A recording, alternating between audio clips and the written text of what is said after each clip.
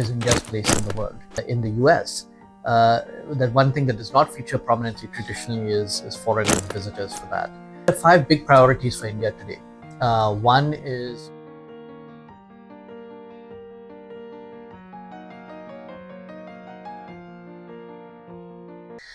I think the book is about a lot of people, both in India and outside of India, are curious about what is India's place in the world.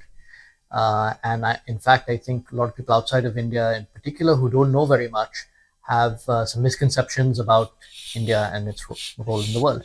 So I wrote this with that in mind to try and inform people a little bit about how India has interacted with the world in the past. So about 2/3 of the book is historical, looking back on from ancient times to the present day, and including recent events such as clashes with China, the consequences of the Russia-Ukraine war, even references to what is happening in between Israel and Gaza and how India has responded to those events.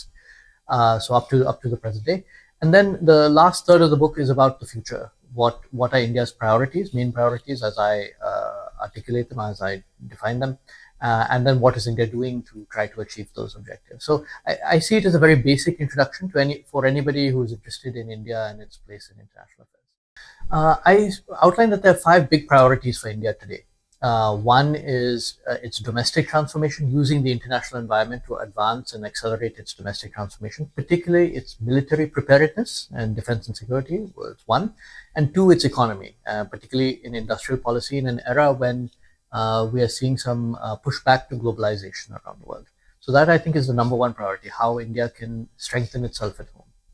Second is how it can integrate with its neighborhood, particularly the smaller countries, Nepal, Bhutan, Bangladesh, Sri Lanka, Maldives, despite some big challenges in those places.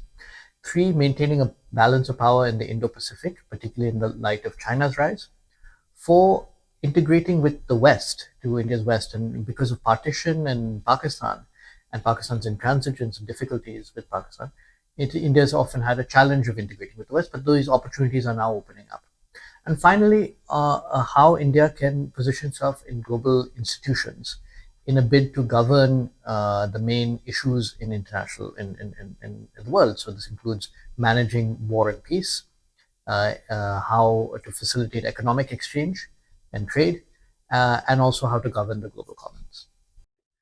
I think a lot of it. I define it mostly on the international circumstances. So there's the pre-independence period, the Cold War period, and I think the first half and the second half of the Cold War were very different for India. The second half, India aligned with the Soviet Union quite closely. Then the liberalization, post-Cold War period, when India had to deal with a world where the US was the dominant power. To after 2008, where India is now coming to terms with a world in which the US and China are increasingly in competition. So I think the circumstances have defined in many ways India's approach to the region. And today I think we're seeing a world where, again, the fact that China has risen so rapidly at India's doorstep, and it is a neighbor of India, will naturally have major consequences for India. So almost every aspect of policy that I mentioned, every region, Russia, Pakistan, US, Japan, Southeast Asia, South Asia, or every topic, technology, trade, defense, is today informed by China's rise in a big way. So I think the honest answer is we don't know the exact details. Even I think the people around Trump have different views on some of the big issues, China, Russia, trade issues. And so the exact details, I think it'll take a few months to have a firm sense of which direction some of these policies will go. That being said, Trump has been very consistent on some issues. He's very skeptical of multilateralism and international institutions. He is very skeptical of open-ended free trade, of foreign military interventions that, again, are open-ended, although he's been very ready to use force when necessary, and also on undocumented migration. So I think on these issues, he's very consistent. So we can anticipate that we will have to deal with a world of more tariffs, of crackdowns on undocumented migrants in the US and the consequences of that. But on some other issues, I think there is still different people around Trump who have different views, and we will see a contest of those perspectives. I always say that India is, in relative terms, quite well placed under the Trump administration, which is that if you look at, again, what Trump's demands are, he says American allies are free riders, that they should be doing more, NATO allies, Japan. He doesn't like foreign aid. So on many issues, India is not really going to be directly affected because he doesn't see India as a problem in those areas. I think the two issues where there will be some bumps. One again is on some trade issues where India enjoys quite a large trade surplus with the US, and again some around Trump see that believe that India is engaging in unfair trade practices. India says no, it's not, and points to the fact that India is in fact a net importer from much of the rest of the world. Right. It's a consumer-based economy. So I think that negotiation will be difficult in the first few months, but hopefully lands soon in a good spot. Within 6 months or a year, we have some kind of broad agreement that where both sides understand, the terms of economic engagement. The second issue that could be difficult is on immigration. Obviously, it's very clear on undocumented migrants, but I think even the question of legal migration has already become an issue in the US. So I think those are two areas I would look out for. So this is not a relationship that won't be without some difficulties, but overall, I don't see why the relationship won't remain on a positive trajectory, unlike some adversaries of the US and some allies of the US. No, so China, I think, is one of the big uncertainties. I think they have 3 or 4 different worldviews within Trump's administration. The dominant one, at least based on the appointments that have been announced so far, is one that sees China as a systemic competitor of the US. So I think that will be the default position. There's also a stronger bipartisan view. Even people in the Biden administration approach China primarily in that from that perspective. But there are others, I think, some who believe that China remains a competitor, but the US should be actually withdraw or downsize its presence in other regions, Europe and the Middle East. There are others who believe that the US should not try to compete with China and be a bit more, for lack of a better word, isolationist.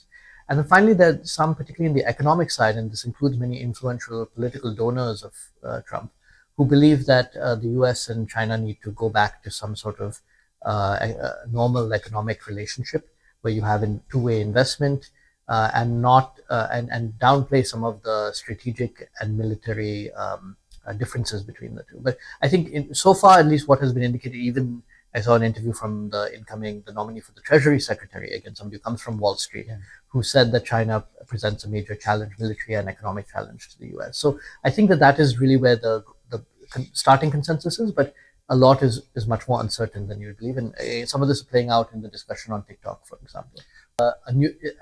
It's strange in some ways to think that the inauguration, which is often a very big deal in the US, that one thing that does not feature prominently traditionally is foreign visitors for that.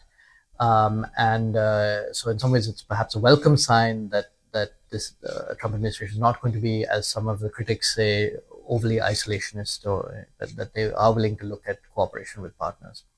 I think it's also a good sign. It seems, based on news reports, that there will be a foreign ministers Quad meeting, which again shows that some continuity. The Quad restarted under Trump in his first term. So, I think that seems to be a positive sign. But perhaps it's also showing that this is a US that knows that it is in a much more competitive landscape. And this idea that we had in the 1990s and early 2000s that they could take the rest of the world for granted is no longer there. Trump has 3 very immediate challenges that he has to deal with. One is the war in Ukraine. Second is the war in Gaza, Israel-Gaza war, and the broader Middle East, and the threat of spillover into the broader Middle East. 3 is Taiwan, which is not in conflict, but the prospect of conflict is and in all 3 of these theaters, in Europe, Middle East, and East Asia, the US is there. There are US troops and there's a US military presence in all of these 3 theaters. There's a 4th one, which I think will get more attention, again, based on appointments, which is the Western Hemisphere, Latin, Central, South America. And if you look at whether it's the nominee for Secretary of State, Deputy Secretary of State, many of the people in key positions, their background has largely been in that region. And again, perhaps this is a welcome. It's natural that the US should focus on its neighborhood. So I think these look like these will be the main priorities. Obviously, there's some larger global issues, trade, energy flows, global finance and monetary policy that will have global implications. But I think these will be, these immediate issues, these 3 regions, and then the Western Hemisphere will be a priority.